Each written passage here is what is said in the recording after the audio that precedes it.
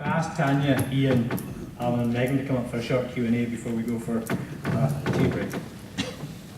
I hope that you've all been sitting interested and with lots of questions to ask.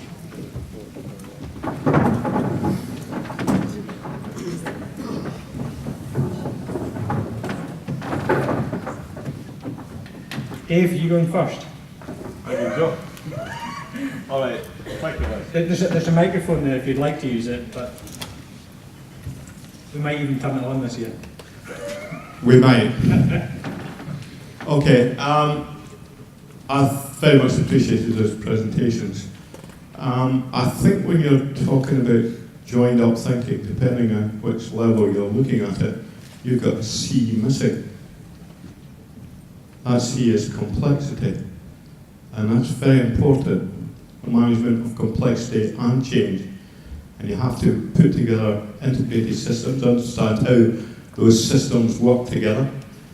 And unless you get that right, you're going to miss something. Thank you. Yeah, and go for it, Megan. I'm looking for more. It's always good to have a volunteer. If you press the button, the light will come on, hopefully. And great, thanks. Thank you for that comment. I think you're absolutely right. I expect it will come up in all of the videos, the complexity of what we're trying to manage in our industry. But you may be right, maybe we need an 8C. And we can take that back into the working group and have a think about how we manage that. Thank you. It's one of the challenges we actually discussed at the planning day 4 weeks ago now. It's just in terms of the environment that we're working in and the complexity that we're actually trying to address. And it's one of, you'll see right through this, there's a very strong thread from Ian working with Sadie and that improvement of lessons learned, that integration of asset integrity and human factors, and ultimately to the output of joined up thinking. That simplifies things. Now we live in that complex environment, but trying to get the delivery mechanism as simple as possible helps manage that. We might be challenged to do anything about the complexity, but our role, we can be slightly simpler in how we manage it. I very much appreciate that, and that's why I said it depends what level you're looking at it from. Any other questions? I've got a question. Sorry, John's got a question there, Alan. He has hand up first. Thank you. So, as always, I think the quality of the products that Step Change is producing is very, very high, and I commend the work that's going on. I think the big challenge, and I think you mentioned it with human factors, only 6% of the members are using it, is to really get these adopted, and particularly with joined up thinking, some fantastic products there. I just think it's really important that we get them adopted, and going back to Deming's statement, if we don't measure it, then how can we manage it? So I think it would be really helpful to think about how can you really measure the level of use and adoption within the members. I think that would be a very helpful thing to do, and I appreciate the panel members' thoughts on that. I'll pick up first, if that's okay. The use of the benefit of using joined up thinking, or the way in which we deploy it. Previously, we have the guidance, the written material, the printed product. It's almost impossible to measure the adoption and pick up in that. But when you go to an online environment and use things like joined up thinking, where you register to download, we can begin to at least get the data, who's downloading it. That's the first step. The likes of human factors tool, again, it's registered, it's controlled, we can understand who's coming in and using it. So that gives us that analysis to say where are the gaps. And moving to let's say a higher quality product, perhaps with a different delivery medium, gives us the ability to at least start in that process. Whereas perhaps sending 150 pieces of guidance documentation out to people, we have no idea of the uptake, how well it's been adopted or used. And it takes there's a long lag before we actually see any tangible benefit from that. So I think the new product actually helps us do some of that. I don't know if any of the guys in the team want. I'd like to echo Liz's comments on that. It's difficult for us to gauge that deployment, which is why we've, on the packs that we're releasing this year, we've made it so the feedback is easier, so that we know who's looking at them, not just who's downloading them or where they're going, but to allow feedback at both the level to come back to us at step change, and also to allow a methodology of feedback within the assets themselves. It certainly is a challenge, but it's one that we've taken on head on. And so our thought is this is our only real mechanism right now, is to get that back, to see how we're doing to be able to deploy that. And are there any ways of perhaps forcing that adoption a bit? League tables, for example, of who's using it, that type of thing, because I think that is the big barrier, is really getting the people who work this to be using it and adopting it. We do share league tables at leadership team, so we do use management by embarrassment as a perfectly valid technique as to who's using and who's not using. But there is a point where I absolutely believe if you look at the quality of joined up thinking, where it is now, there's no reason not to use it. And I do believe that the quality of the product in itself drives uptake and drives utilization. And we've got, like, step change as a whole has a role to play in actually making it easier for people to use. And that's, I think, where we have to play our part much more than we have in the past. Thank you. Alan. So my question's for Ian. First one back to Ian. So I want to ask you first of all, what's the biggest thing you could do with the SADI database to make it more effective, to make more of a difference? And my second question is, there's a lot of people in the room here. Do you have any requests around that you want to put out to them to play their part? Okay, thanks, Alan. I didn't prompt you with that question, but good question indeed. First of all, we want to get more contributions to SADI, without doubt. I hope profiling here today, you can go back and broadcast to your teams, to your companies, what SADI is and its value, because in the end it's information which gets articulated by individuals who may or may not be in a management position, or they may be offshore and they solve the problem themselves. It's an opportunity for anyone to contribute, and it's relatively unmoderated. So that's my biggest plea for help. Second point, yes, I think there is a new work group coming, which will be focusing on learning. There's obviously a lot of learning already going on in the way of initiatives, particularly through joined up thinking, but we've yet to perhaps form the full actions from that, but there will be a request going out for our help. Can I add one thing? SADI isn't just about sharing bad news. You can actually tell people what you're doing well, which is equally important. So if there is a piece of, it's a safety alert, but it's also that information exchange. So if you've got something particularly good to share with everybody else that can actually help, then SADI has a role to play in that as well. We're very good at kicking ourselves for not being good enough, but there's lots of good practice around. You can see that coming out of the distillation, and you can share that through SADI as well.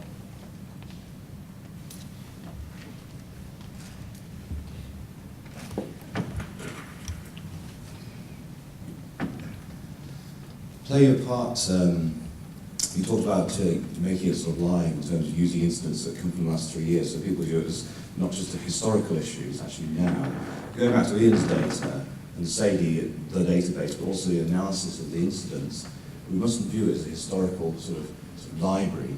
If you use it properly, it's live, and it enables you to go back and say, is there a common pattern here? We've just had a new incident here, or a whole rash of incidents. Can we go back and look and say, wait a minute, and I'll give you an example. I'm a noise and vibration specialist, and I see some of my colleagues in the room.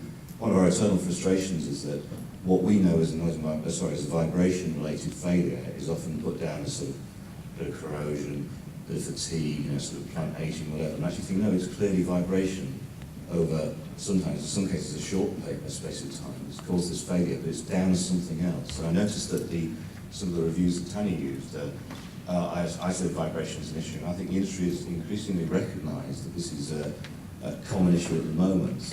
And if we have the opportunity to go back with your review and say, wait a minute, there's perhaps more than we thought in some subject areas. In the light of new incidents, we go back and say, yes, there is a pattern here. And it's a live document, not just a library of historical events. That's all right. It was sort of a question.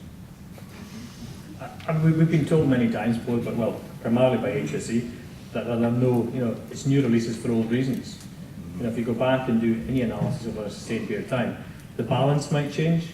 It might be technical degradation or human factors over, any time taking the lead. But the same things that were happening back in 1996, 97 when the HSE database was created, are still the same things that are happening today. And that's the reality.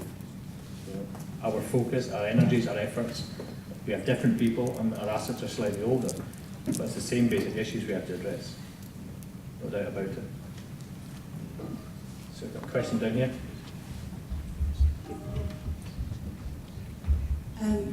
I just wanted to say that, Tanya, your presentation was really interesting. The fact that you come from an engineering background. I think human factors are sometimes billed as something that is pink and fluffy, so to have someone that comes from an engineering background and to use an engineering procedure to apply it to human factors was really interesting. So I suppose my question is just, what kind of prompted the change in attention for you, being an engineer and coming from that kind of background? What caught your interest with human factors that made you want to actually look into it further? I'm hoping to find some clues in that to be able to grab attention when we're actually trying to train that. Sorry, could you repeat the last part? I understood your question, but the last part was what you would like to do with it? What was the kind of thing that triggered your interest in it, that kind of made you want to look into it deeper? Yeah, I suppose that's it in a nutshell.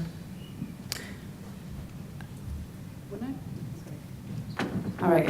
When I came to the UK 10 years ago, I left a life in Siemens back in Berlin, and we had the same issues. And I've been there as an engineer for quite a while beforehand.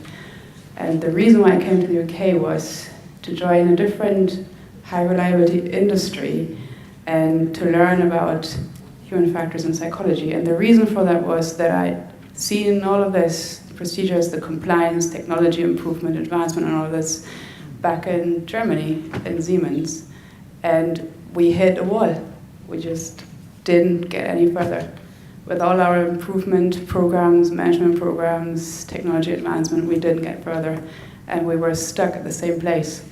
So I thought, if we want to get anywhere in our industry, we have to move into the people side.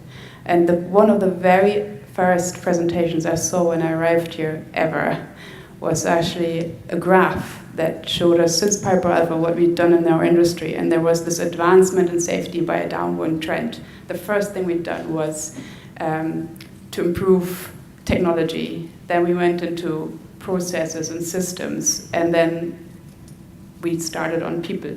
But we wouldn't close that gap to get to 0 incidents and accidents. And it was the people side, and I thought, oh, that's familiar. So let's move this. It's a passion. It's to go into the unknown land and make it more tangible for all these people that I know come from the engineering background. Thank you. Any other questions? Oh, one more. Robert, we'll get somebody.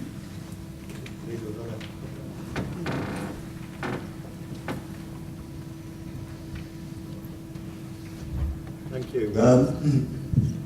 We're currently producing an Energy Institute guideline for managing integrity of boulder joints, and a couple of things that have appeared today. Being engineers, we've covered all the engineering. We've got training and competence, but we're completely missing human factors at the minute. We're assuming it's training and competence because we're falling into that trap, and it would be good if we could get some input on the human factors element. The other area would be possibly sharing some of the SAIDI data into our lessons learned section. It would be particularly the boulder joint integrity, but it would create us an up-to-date document which is joined up thinking rather than the way we perhaps thought last year. Is that something that would be sort of possible? So I guess I have to answer that. Well, we can try and find a human factors volunteer to kick the guidance around. It's a fairly meaty document now, so Yes. you're working to a deadline. So how easy that is to achieve, we'll do our best. I think we can do something on SADI, and we can take what Ian's produced and try and distill it down slightly further to bullet connections and find a way of including that. So I'll take that action away and I'll turn up to the next meeting for a change. Thank you. Okay, thanks. Oh, one more question. That'll be the last one before tea break. It's related both to the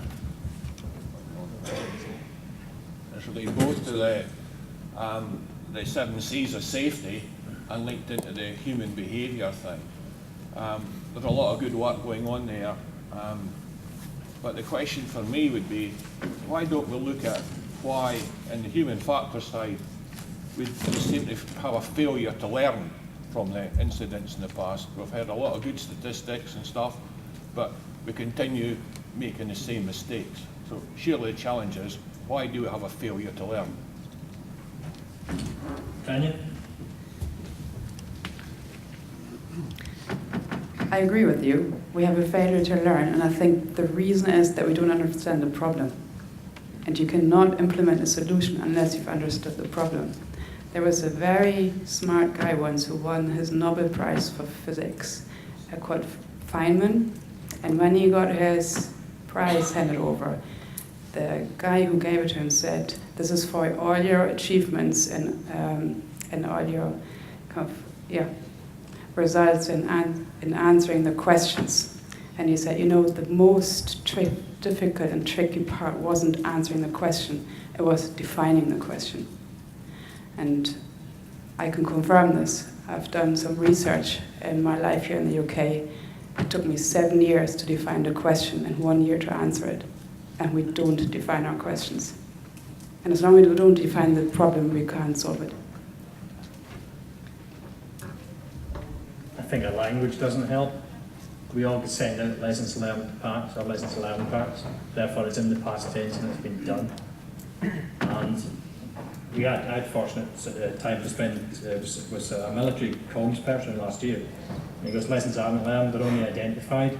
And we've started changing our language around, SADI and how we talk about the lessons identified. And that past tense of what we share is part of the problem. So we need to be much more proactive to say, please go and do something. And partly help people use it. But you have to be receptive. You have to be receptive to the good work in joined up thinking or the work that Ian's presented or Tanya's presented. And people are busy.